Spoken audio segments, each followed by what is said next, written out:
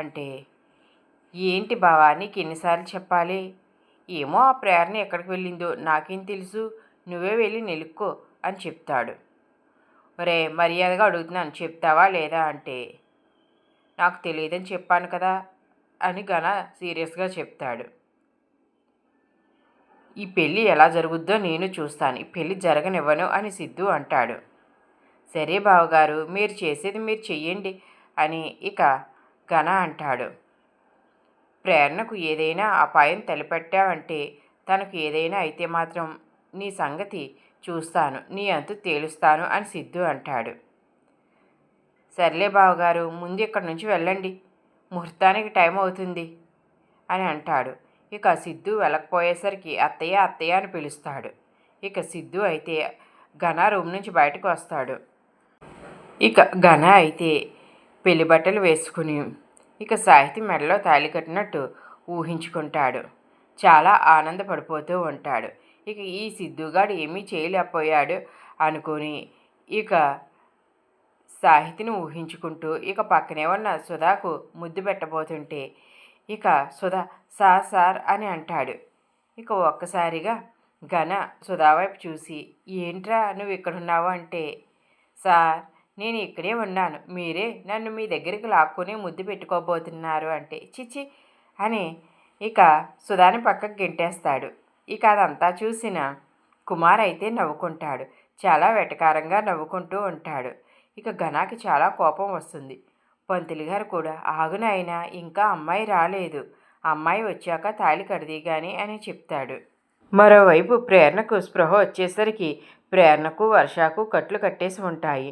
ఇక ప్రేరణ అయితే వర్షాను కూడా వర్ష అంటూ వర్షాను కూడా లేపుతుంది. ఇక వర్షకు కూడా స్పృహ వస్తుంది.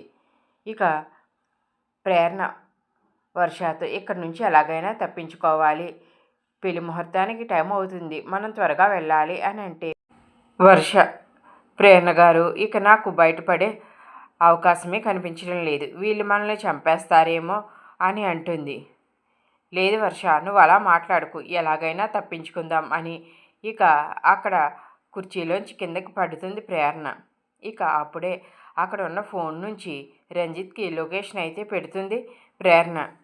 ఇక రౌడీలు బయట మందు కడుతూ ఉంటారు. ఇక సార్ చెప్పిన పని పూర్తి అయిపోయింది, ఇక మన మీద ఉన్న కేసులన్నీ సార్ కొట్టేస్తారు అని ఆ రౌడీలు అనుకుంటుంటారు. ఇంతలో ప్రేరణ పడిపోయిన శబ్దం వినిపించి లోపలికి వస్తారు. ప్రేరణను పైకి లెగదీస్తారు. ఇక ప్రేరణ, ఒరే మర్యాదగా మమ్మల్ని వదలండి, లేకపోతే మీ ఎంత చూస్తాము అని అంటే, ఏంటే ఎక్కువ మాట్లాడుతున్నావు, నువ్వు చాలా అందంగా ఉన్నావు కానీ నిన్ను మేము ఏమీ చేయటం లేదు, నువ్వు అలాగే ఉండు, లేకపోతే మా వాడు నీ మీద చెయ్యి వేయాల్సి వస్తుంది అని అంటే, ఇంతలో రంజిత్ అక్కడికి వస్తాడు. ప్రేరణ అది చూసి, ఇప్పుడు చూడండిరా మీ అంత చూడడానికి వచ్చారు అని చెప్తుంది. ఇక రౌడీలు వెనక్కి తిరిగేసరికి రంజిత్ అయితే కర్ర పట్టుకుని వస్తాడు. ఏంట్రా నువ్వు మా వెనక్కి ఫాలో అవ్వావు కదా, ఇక్కడికి ఎలా వచ్చావు అంటే, లొకేషన్ బట్టి వచ్చాను అని చెప్తాడు. ఏంటి ఈసారి నీకు ముందే తెలుసా, లొకేషన్ షేర్ చేసావా అని అందులో ఒక రౌడీ ప్రేరణను అడుగుతాడు. ఏంట్రా మీరు చేసిందే తప్పు, ఇప్పుడు మళ్ళీ మాట్లాడుతున్నారా అంటూ ఇక ఆ రౌడీలు కొడుతూ ఉంటాడు. ఇక ఆ రౌడీలు రంజిత్ని పట్టుకొని ఇక ఒక రౌడీ అయితే రంజిత్ని కత్తితో పొడవబోతూ ఉంటాడు. ప్రేరణ, వద్దొద్దు మీరు చెప్పినట్లే మేము వింటాము, ఆయన ఏమీ చెయ్యొద్దు అని ఆ రౌడీల్ని బ్రతిమలాడుకుంటుంది.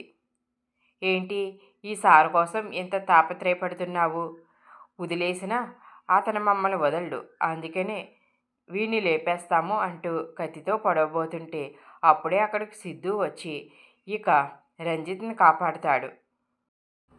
మరోవైపు ఘన ఎక్కడ సాహితీ మెడలో తాళి కట్టేస్తాడు అని విజయానందన్ విశ్వాసంతో, ఒరే ఇక ఈ పెళ్ళిని నేనే ఆపేస్తాను, సిద్ధు ఆపుతాడని చాలా ఎక్స్పెక్ట్ చేశాను, కానీ వాడి చేతుల్లో అవకాశం లేనట్లుగా ఉంది, వాడు చాలా టీలాగా కనిపిస్తూ ఇక్కడి నుంచి బయటకు వెళ్ళిపోయాడు, ఇక ఎలాగైనా ఈ పెళ్ళిని నేనే ఆపాలి, ఏం చేస్తారు సార్ అని విశ్వాసం అడిగితే, ఏముందిరా నిశ్చితార్థాల్లో ఉంగరాలు లేకపోతే నిశ్చితార్థాలు ఆగిపోయినాయి, అలాగే పెళ్ళిలో తాళి ఇంపార్టెంట్ కదా, తాళి మాయం చేసేస్తాను అని ఇక స్టేజ్ మీదకి వెళ్ళి ఘనాన్ని మాటల్లో పెట్టి అక్కడ తాళి తీయబోతుంటే ఘన అదంతా గమనించి, ఏంటి మామ తాళిబెట్టి కొట్టేసి ఇక నిశ్చితార్థాలు ఆపేద్దామనుకుంటున్నావా? నీ కొడుకేమో ఉంగరాలు మాయించేసి నిశ్చితార్థం ఆపేశాడు. నువ్వేమో తాళి మాయించేసి పెళ్ళి ఆపేద్దామని అనుకుంటున్నావా? ఇక ఆపండి మీ తండ్రి కొడుకులు తెలివితేటలు. ఇక ఈ పెళ్ళిని ఎవ్వరూ ఆపలేరు. నువ్వు వెళ్ళి పద్ధతికో కూర్చో మామ అని ఘన చెబుతాడు. ఇక ఏం చేస్తాడు విజయానంద్? దిగులుగా కిందకు వచ్చి కూర్చుంటాడు. ఏంటి సార్, మీ అల్లుడు పోలీస్ కదా, అందుకనే మీరు తాళి తీయడం కనిపెట్టేశాడు అని విశ్వాసం అంటాడు. అవునరా, వీడు చాలా జాగ్రత్తగా ఉన్నాడు. ఇక నా కూతుర్ని అలా చూస్తే నాకు చాలా బాధగా ఉంది. పరిస్థితి నా చేయి దాటిపోయిందని విశ్వాసం దగ్గర విజయానంద్ బాధపడతాడు. కుమార్ కూడా ఇక సిద్ధు ఇంకా రావటం లేదు. ఇక్కడ చూస్తే ముహూర్తం టైం అయిపోయింది. ఇక సాహితి మెడలో ఈ ఘనగాడు తాళి కట్టేస్తాడు. ఇక ఈ తాళి నేను మాయం చేసేస్తే పెళ్ళి అయిపోతుంది కదా అని ఇక తాళి మాయం చేయడానికి కుమార్ కూడా స్టేజ్ మీదకి వెళ్తాడు. ఇక ఘనాన్ని మాటల్లో పెట్టి తాళి తీయచ్చని అనుకుంటాడు. ఇక ఘన అయితే ఏంటి ఒకరి తర్వాత ఒకళ్ళు ఈ పెళ్ళి ఆపాలని తాళి కొట్టేయాలని వస్తున్నారు. అమ్మో, తాళిబొట్టు చాలా జాగ్రత్తగా పెట్టుకోవాలని ఇక ఆ తాళిబొట్టును తీసి తన చేతులతో పట్టుకుంటాడు. పంతులు గారు, అదేంటి నాయన ఇంకా అమ్మాయి రాకుండా తాళిబొట్టు తీసేస్తున్నావు అంటే, జాగ్రత్త పంతులు గారు, ఎవరైనా దొంగలు ఉంటే తాళిబొట్టు కొట్టేస్తారు కదా, అందుకని జాగ్రత్తగా నా దగ్గరే ఉంచుకుంటాను అని చెప్తాడు. నిశ్చితార్థాలకి అలాగే అన్నావు బాబు, ఉంగరాలు నీ దగ్గర పెట్టుకున్నప్పుడే మాయమైపోయినాయి. ఇప్పుడు ఈ తాళి కూడా ఏమైపోతుందో అంటే, పంతులు గారు అప్పుడంటే ఏదో అలా జరిగిపోయింది, కానీ ఈ పెళ్ళి ఆగదు.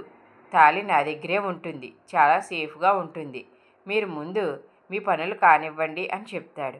అలాగే నాయనా, నువ్వు ఇంత కంగారు పడుతున్నావంటే ఇక నేను మాత్రం ఏం చేస్తాను అని ఆ పంతులు అంటాడు. కుమార్తో, నువ్వు వచ్చిన పని అయింది కదా, వెళ్ళు. తాళిబొట్టు నువ్వు తీయడానికి కుదరదు. నువ్వేదో తెలివిగా తాళిబొట్టు మాయం చేసేద్దామని వచ్చావు. కుమార్, నేను తాళిబొట్టు మాయం చేయడానికి ఏమీ రాలేదు. ఇక సాహితితో నీ పెళ్ళి జరగదు అని చెప్పడానికి వచ్చాను అని అంటే, ఎల్లెళ్ళు ఆ సిద్ధుగాడు ఇక మా పెళ్ళి జరగడం చూడలేక పాపం బయటికి వెళ్ళిపోయినట్టు ఉన్నాడు అని అంటే, ఇక కుమార్ అయితే లేదు భోజనాల ఏర్పాట్ల దగ్గర ఉన్నాడు అని చెప్తాడు. ఇంకేం చేస్తాడులే, ఇంకా భోజనం ఏర్పాట్లు చేస్తున్నాడేమో, పోన్లే అలాగన్నా చేయనివి అని వెటకారంగా ఘన అంటాడు. పంతులు గారు అమ్మాయిని తీసుకురండి అని అంటే ఇక మంజు సాహితిని తీసుకువస్తుంది. ఘన అయితే చాలా ఆనందపడిపోతూ ఇక సాహితి మెడలో తాళి కట్టే సమయానికి అప్పుడే వర్ష వస్తుంది. ఇక వర్షాన్ని చూసి కంగారుతో ఘన అయితే తాళి వదిలేస్తాడు.